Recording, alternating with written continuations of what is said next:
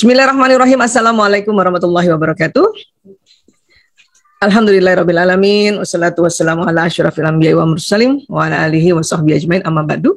Baik, jadi saya juga mau menggunakan slide agar kita tahu juga ya bagaimana sih peran kita. Jadi anak-anak mendapatkan ya hikmah atau berkah digital yang lebih baik atau yang lebih positif ya. Baik, saya izin untuk share screen terlebih dahulu. Mudah-mudahan ini jadi satu masukan juga ya. Dan izinkan saya cerita dari sisi parentingnya, tentu dari neuroparenting karena kami mendalami untuk bagaimana sih menjadi parenting tapi tahu juga kerja otak ya. Nah, selama ini saya juga sampaikan bahwa tubuh manusia ini dipengaruhi oleh lingkungan saat ia di dalam rahim, lahir, masa kanak-kanak, dan masa remaja serta dewasa ya. Jadi terus pengaruh-pengaruh itu memang mewarnai ya. Kenapa? Karena memang di otak manusia ini sampai kapanpun ya Allah kan menciptakan ada otak besar, otak kecil. Sampai kapanpun informasi, pengaruh, data-data semua bisa masuk. Ya, bahkan sampai umur 100 tahun pun ya otak manusia ini ya belum penuh data-datanya. Masya Allah ya. Nah, di mana data-data itu disimpan ya ada namanya kita sebut neuron ini ya atau sel otak, jumlahnya 100 miliar. Dan sebetulnya di otak kita tuh gawai semuanya. Di otak kita 100 miliar inilah komputer. Karena satu neuron ini kerjanya seperti satu komputer yang tercanggih pada zamannya ya. Saya punya 100 miliar ya, tapi karena lahirnya 60-an, 68 tadi ya, mungkin lebih canggih teman-teman yang lahir lagi lebih muda, lebih canggih dari Bu Devi ini lebih canggih otaknya dibanding saya tuh. Ya, karena beliau lebih milenial lagi. Nanti anak-anak kita yang generasi Z lebih canggih lagi, yang alfa lebih canggih lagi ya. Apanya lebih canggihnya ya, para ilmuwan mengatakan penyimpanan data dan informasinya lebih canggih otak mereka ya. Kalau kita sih ya otaknya lebih tangguh. Kalau yang zaman dulu nih Bu Dwi otaknya lebih tangguh, lebih bandel. Makanya teknologi yang diciptakan juga lebih bandel sebetulnya ya. Zaman dulu pun televisi lebih bandel. Rusak dipukul tuh TV. Baru dia bener ya. Masih ingat ya kalau TV kita rusak itu orang tua pukul nak TV di atasnya dipukul jadi bener gitu ya. Ya sama.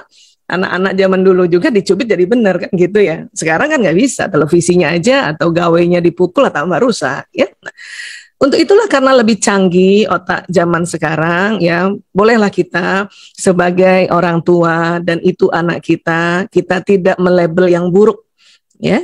Cukup memang didapati di luar sana yang terjadi penyimpangan gitu ya. Mulailah kita melabel dia yang baik-baik ya. Karena mereka juga nggak suka di label, disebut generasi mecin lah, generasi galowers lah, generasi rebahan lah, generasi. Mereka bilang saya kan nggak tahu mau lahirnya tahun ini Bu, kan gitu. Saya kan nggak tahu kenapa sih orang, karena otak ini semakin di label semakin menjadi dia. Ya. Mereka semua generasi robbani ya. Apalagi nanti anak kita kan masing-masing kan jaga anaknya ya. Supaya tidak terjadi seperti yang tadi dampak negatif yang Ibu Devi sampaikan. Ya, harus dijaga memang. Mulai dari mulut kita jaga untuk tidak melabel-melabel mereka yang buruk. Ya. Nah, kemudian ya di neuron tadi itu saling sambung menyambung di dalam otak manusia membentuk memori tadi. Membentuk memori data, membentuk memori informasi, membentuk memori pengetahuan, membentuk memori nasihat, membentuk memori contoh-contoh teladan, membentuk ya, dan akhirnya nanti saling sambung menyambung terus. Ini nggak pernah berhenti sambung menyambungnya nih ya, sehingga nanti memunculkan analisa, memunculkan sintesa, memunculkan kreativitas ya, memunculkan pikiran-pikiran, ide-ide yang luar biasa ini. Kok bisa tersambung? Ya itu tadi karena ditangkap oleh mata informasinya, diproses di telinga ya, diproses di ucapan dan sebagainya ya. Ini yang terjadi pada otak manusia. Nah, dan sambungan-sambungan ini nanti dari otak ke badan ada namanya sistem saraf yang kerjanya ini ya, saraf-saraf ini berkumpul di tulang belakang, nanti tulang belakang keluar saraf-saraf ke seluruh tubuh. Nah, saraf ini kerjanya kayak kabel listrik. Ya, jadi apa yang kita masukkan di dalam otaknya lewat mata, telinga, penghidungan, pengucapan atau tadi seluruh tubuh ini bisa nangkep informasi ya. itu terbentuk memori di sini, ya. Namun bukan hanya memori-memori yang kita berikan atau kita masukkan pada anak-anak, tetapi kita harus ngerti juga watak mereka, ngerti bakat mereka, mengerti juga emosi mereka. Karena semua program yang ada di otak luar biasa canggihnya Allah ciptakan, ya. Hanya itu memang kita perlu mendampinginya. Kenapa? Karena suri toladan orang tua itu dimulai dari kapan? Dimulai dari ibu hamil, ya. Makanan, minuman, apa yang diucapkan, dilihat, didengar, dan dilakukan ibu, pesannya masuk ke janin. Makanan, minuman lewat plasenta. Ini aja harus dijaga, halalan toiban makanan kita. Ya, kalau dari sini aja sudah mulai ya nggak halal, nggak toib, itu sudah perkembangan sel-sel yang di dalam tubuh ini sudah mulai ya diwarnai ya ketidakseimbangan. Kemudian apa yang diucapkan, dilihat, didengar oleh ibu, dilakukan jalan nanti ini lewat sistem saraf. Karena kayak kabel listrik, dia membawa pesan. Ibu-ibu ngomong misalnya ya mencela tetangga gitu ya. Atau ya saat ini ya ibu hamil jadi netizen. Terus dia mencela yang lain-lain. Aduh hati-hati, omongan itu bisa masuk di otaknya bayi. Sementara ibu hamil sekarang kan pegang gawainya luar biasa ya. Ya gimana Bu Devi ya, kalau zaman saya dulu waktu hamil masih banyak pegangnya buku karena gawe masih sedikit banget ya. Ibu-ibu sekarang Masya Allah ya. Jadi perilaku ibu saat hamil sangat mempengaruhi janin dan otak janin merekam kebiasaan ibu ya. Memang gawai ini alat media ya, kontennya bisa yang bagus-bagus. Kita bisa ngaji pakai gawai kan, bisa dengar tausiah pakai gawai juga, pakai gadget juga. Ya ini dia, makanya nih buat ibu-ibu muda ya mungkin kalau nanti hamil ingat baik-baik. Ini masuk kerekam sama otak anak. Kebiasaan ibu bergawe itu udah direkam oleh otak anak. Apalagi sudah bergawe nontonnya TikTok terus, waduh ya. Kemudian TikToknya bukan yang nasihat, ya Allah ya. Jadi jangan salah nanti bayinya lahir udah TikTokan juga ya Bu Devi. Karena apa? Karena ini ya sudah direkam oleh si kepala atau otaknya janin ini ya. Kemudian lagi di dalam otak ya, ini juga saya sering sosialisasikan karena harus saya cerita ini. Para ilmuwan ya ingin mengaitkan antara otak dan perilaku fisik. Maka mereka dari 100 miliar tadi, mereka cari lagi sel-sel dalam otak. Mereka menemukan nih, ilmuwan menemukan sejenis neuron dalam otak yang secara teoritis dapat dikatakan sebagai penyebab utama mengapa seseorang bisa belajar dengan mengamati orang lain. Masya Allah. Ya. Nama sel itu ya mirror neuron atau neuron cermin. Jumlahnya sekitar 30% di otak manusia ya. Bahkan bukan hanya manusia, hewan mamalia, reptil itu juga ada neuron cermin yang cuma lebih sedikit. Neuron cermin inilah yang membuat seseorang itu bisa belajar melihat orang lain. Dan neuron cermin ini sudah aktif sejak apa? Sejak bayi lahir. Contoh orang tua, aduh dahsyat banget ini buat bayi. Jadi kalau begini gayanya orang tua dari awal, maka ya terekam lagi. Coba bayangin waktu di dalam rahim sudah terekam, ini apa yang dilakukan oleh ibu, pas lahir dia dibiarkan kayak gini. Padahal ini lagi bagus-bagusnya sambungan di otak untuk dikasihkan informasi, data, masukan, hal-hal yang real. Ya, diajak bicara, distimulasi pengenalan benda-benda yang real. Bukan yang dilihat dari gawai, karena gawai hanya 2 dimensi nanti. Nanti otak yang tersambung nggak banyak, ini rugi. Ya, Asosiasi Pediatrik Amerika mewakili Asosiasi Pediatrik Internasional mengatakan ya, pokoknya dari 0 hari sampai 2 tahun jauhkan anak dari gawai. Ya, dari gadget. Kenapa? Rugi nanti otaknya, rugi. Ya, kalau udah rugi ya macam-macam kerugiannya ya, terutama kalau kita sambungan otak rugi banget ini. Otak anak-anak tidak distimulasi dengan ya banyak dan dengan hal-hal yang real ya. Nah, jadi kalau nanti udah dari begini dia melihat ya bapak ibunya, kemudian baru mau diatur penggunaan gawai, itu kesulitan banget. Ya, kesulitan banget ini ya. Nah, kemudian ya 2 tahun sampai ke 5 tahun ya kata para ahli pediatri, ahli dokter anak ini di Amerika itu hanya boleh sekitar 30 menit sampai 1 jam ya. Hanya memang kejadian yang tanpa diduga dan sebagainya, semua peraturan itu terbongkar. Maka ya para ilmuwan juga masih mentolerir karena mungkin anak-anak PAUD umur 3 tahun sudah mulai sekolah ya, karena belum bisa datang ke sekolahan maka pakai daring. Nah, waktu daring itu nggak mungkin 1 jam ya, minimal 2 jam. PAUD itu berapa sih? 3 jam. TKA, TKB. Ya, belum lagi nanti sudah kebiasaan-kebiasaan dari kecilnya sudah pakai gawai. Ya, sudah. Otak yang di sini, yang isinya tadi di antara neuron ini ada neuron cermin ya, atau kemudian tersambung neuron-neuron yang lain. Nah, ini dia. Mereka tambah merasa bahwa oh ya, belajarnya tentu ya itu tadi menggunakan gawai, walaupun memang ini eranya gitu. Ya.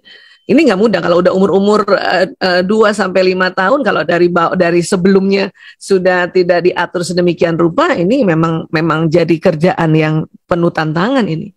Ya, walaupun nggak usah saklek-saklek amat, karena memang otak manusia juga Allah atur sedemikian rupa, ya Allah ciptakan sedemikian rupa, tahan terhadap era sebetulnya. Hanya itu tadi, ya kontennya yang sangat perlu diperhatikan. Ya. Tentu kalau kita gunakan gawai, kasihlah cerita-cerita anak yang tentang kisah para nabi, para rasul, itulah coba. Dan anak-anak sebetulnya yang dia inginkan itu orang tuanya mendampinginya. Cuman kadang kita dengan alasan kesibukan juga kita tidak bisa mendampingi, akhirnya ya dibiarkan sedemikian rupa seperti itu. Ya, anak-anak suka kok main yang non gawai, misalnya Lego atau permainan lain. Yang penting ibunya nemenin, itu sebetulnya anak-anak keinginannya sebetulnya. Ya, jadi kita perlu tahu ini bahwa konten yang perlu kita cari tetap ya kalau medianya gawai ya mau apa boleh buat, karena memang sekarang buku disedikitkan, kertas disedikitkan untuk mengurangi penebangan pohon itu juga. Ya. Nah, jadi ya tentang suri toladan orang tua ini sangat penting karena apa yang didengar, dilihat, dirasakan, diucapkan atau dia terima di dalam kulitnya anak-anak itu terjadi sambungan. Sehingga sekali lagi kalau ibu-ibu misalnya mengatur penggunaan gadget, terutama waktu SD ya, TK sama SD masih bisa diatur dengan alarm kah, ya dengan mengatur jadwal. Tapi itu tadi konsekuensinya orang tua juga dong simpen gawainya. Karena mereka ini kan otaknya belum tersambung seperti kita tentang hikmah, tentang ya apa kejelekan bahayanya, belum lagi sampai ke situ. Yang dia lihat pokoknya saya dikumpul gawainya, ya kan? Ibu saya kok nggak dikumpul, ya bapak saya kok nggak dikumpul gitu. Jadi perlu dikumpul juga. Makanya kalau ada yang hal-hal yang darurat itu pakai telepon rumah atau mungkin ada disepakati ini telepon untuk di rumah, kalau ada darurat orang teleponnya ke sini. Nah itu boleh gitu. Jadi bentuknya bentuk HP yang bukan dipegang terus gitu. Ya, kami aja ada tuh HP yang memang untuk rumah. Jadi semua isi rumah kalau penting banget ya dia nggak pakai menchatting lewat ya WA dan sebagainya, telepon ke situ gitu. Karena ini yang diharapkan oleh anak-anak. Ya, nah, tentu kita juga ya kita ingat ya Rasulullah SAW juga ajarkan ilmu sesuai dengan kondisi pengetahuan anak dan apa yang mereka sukai. Ya. Jadi Rasulullah SAW bersabda, katakanlah kepada manusia sesuai dengan apa yang mereka ketahui dan sukai. Anak sekarang yang mereka ketahui adalah menggunakan media gawai. Dan itu juga dia sukai. Gitu. Jadi memang kita diminta juga fleksibel sebetulnya. Ya. Serta tinggalkanlah apa yang tidak mereka ketahui dan tidak mereka sukai. Ini sekarang kan bukan zaman batu atau tulang dan sebagainya kan. Tapi memang zamannya digital. Mereka taunya itu dan suka itu. Nah, jadi tetap harus ada kebijaksanaan, tapi pendampingan itu yang paling penting. Ya, karena kalau kita menyampaikan tentang apa yang Allah mau, apa yang Rasulullah sampaikan ya, atau Rasulullah kasih contoh, tapi menggunakan teknik-teknik lama ya, metode parenting lama, nanti mereka ya akan mendustai Allah dan Rasulnya. Maka Nabi juga bilang, apakah kamu ingin Allah dan Rasulnya didustakan? Ya, jadi sekali lagi memang ini ada kebijaksanaan yang luar biasa ya. Karena memang gawai itu sendiri juga ya keuntungannya juga banyak, apalagi kayak kita gini kan bisa dari rumah ya Allah ya. Nah, untuk itu tahu juga lah gaya belajar di era digital. Satu, memang menyukai format audiovisual, makanya seperti apa yang disukai memang format audiovisual ya. Kemudian bergantung pada teknologi. Anak sekarang mati lampu setengah jam aja udah kebakaran jenggot ya. Kalau kita yang generasi 60-an nih yang masih suka baca buku ya, mati lampu ya udah ambil buku baca kan gitu ya. Nah, ya memang beginilah. Kemudian mau contoh yang konkret supaya mudah memahami. Makanya contoh konkret itu paling sering dalam bentuk audiovisual. Ya. Ingat mereka juga kritis saat berpendapat. Karena banyak ibu-ibu yang marahnya gini. Saya udah kasih tahu anak saya, dia masih jawab. Ya pasti anak sekarang pasti jawab lah. Ya. Dan menurut hemat kami, daripada dia pendam, tidak dia utarakan ide, tidak utarakan apa yang dia ya rasakan, pikirkan, ya itu lebih baik dia utarakan daripada disimpan-simpan.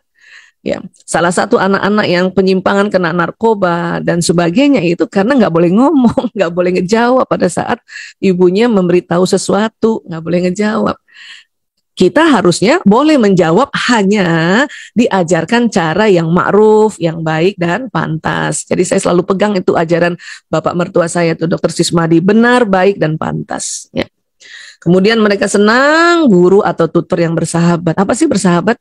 Ya, bersahabat itu intinya sebenarnya mau mendengarkan curhatannya dia, itu bersahabat namanya. Ya. Kemudian ya gemar berinovasi, memang gaya belajar era digital ini pula harus kita tahu supaya kita nggak selalu menyerang anak kita. Ini nggak cuma anak kita, orang seluruh dunia kok gini gaya belajarnya. Ya. Nah.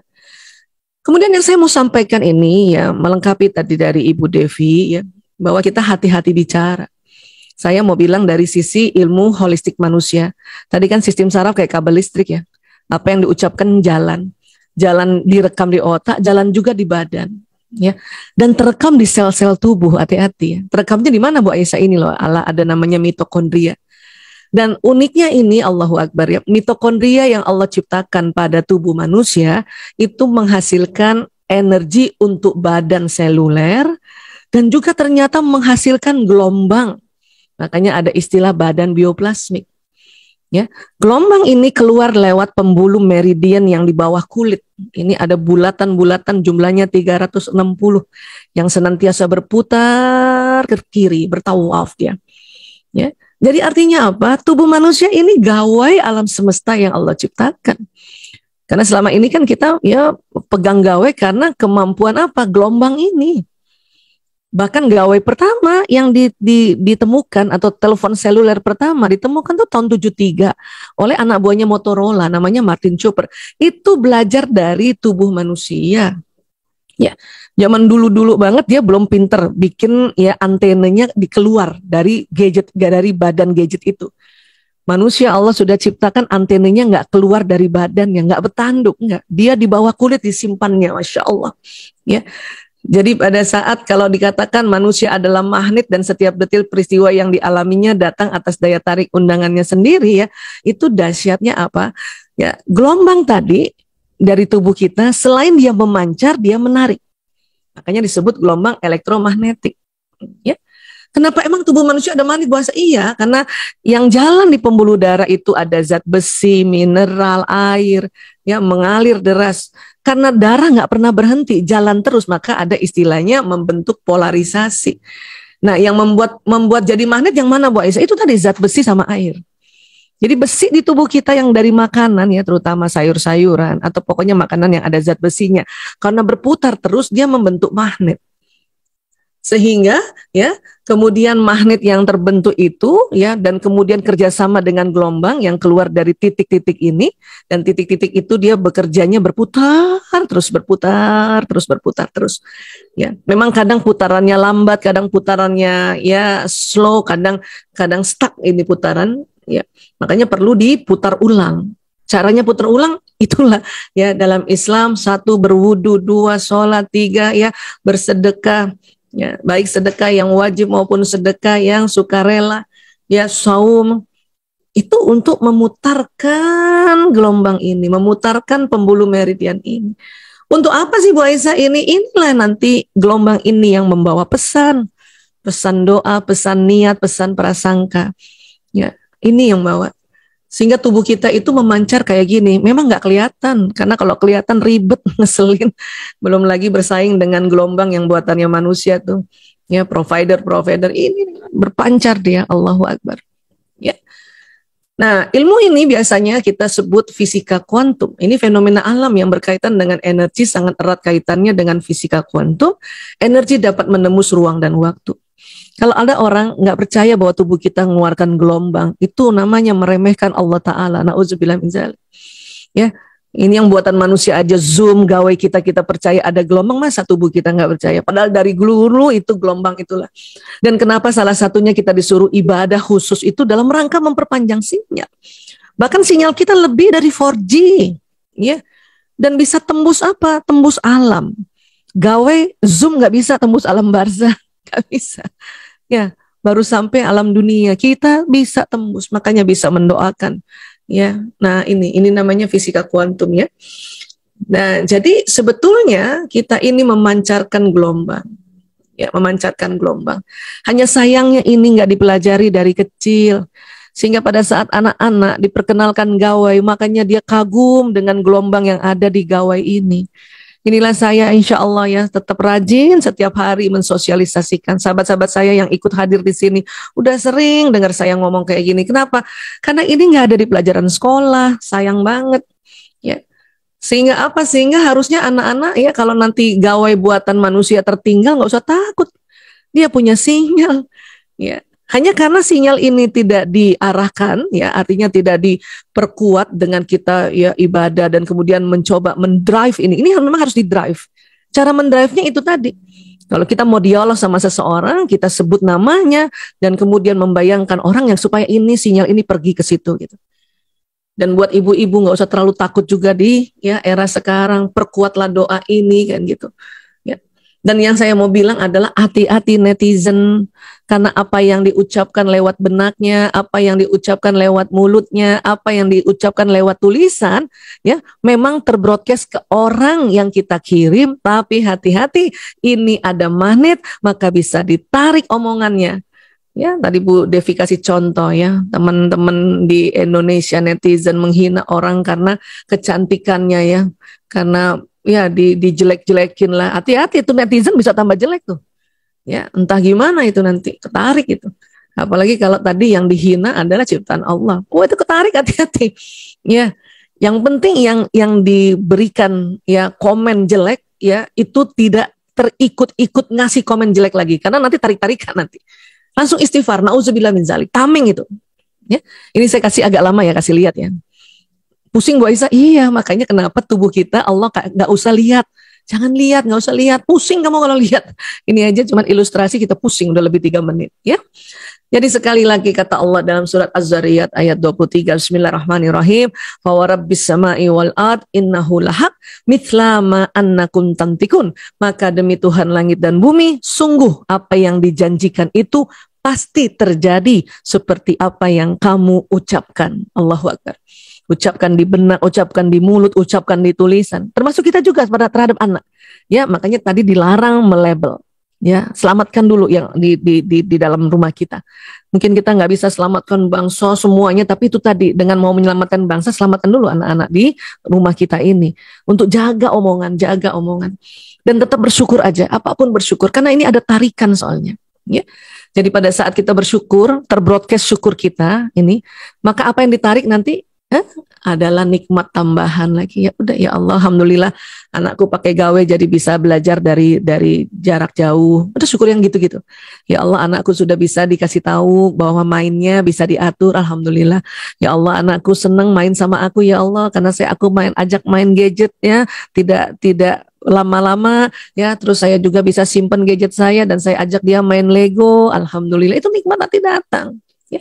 Tapi kalau kita kufur nikmat ya, kita celah semuanya, sudah kemudahan-kemudahan, hati-hati ini azab yang datang. Hati-hati karena ini ada tarikannya. Ya, terakhir kita tutup dari surat Ibrahim ayat 7, Bismillahirrahmanirrahim. Wa ista'azzana rabbukum la in syakartum la azidannakum wa la in kafartum inna azabi lasyadid. Ya. Dan ingatlah juga tak kala Tuhanmu memaklumkan, sesungguhnya jika kamu bersyukur, pasti aku akan menambah nikmat kepadamu. Allahu Akbar. Ya. Dan jika kamu mengingkari nikmatku, maka sesungguhnya azabku sangat pedih. Ya. Jadi sekali lagi, manusia adalah gawai alam semesta yang Allah ciptakan. Maka ya perbanyak sampaikan hal ini juga. Ya, walaupun nanti kita menyampaikan positif negatifnya dalam bentuk logika, analisa. Tapi buat saya pribadi, anak-anak saya sendiri, waktu saya ceritakan tentang gawe diri, maka dia langsung lebih ngerti gitu. Karena anak sekarang lebih mempercayai gelombang gitu ya. Baik, terima kasih, ini yang bisa saya sampaikan. Lebih kurangnya mohon maaf lahir batin. Wabillahi taufiq wal hidayah. Wallahu a'lam bishawab. Assalamualaikum warahmatullahi wabarakatuh.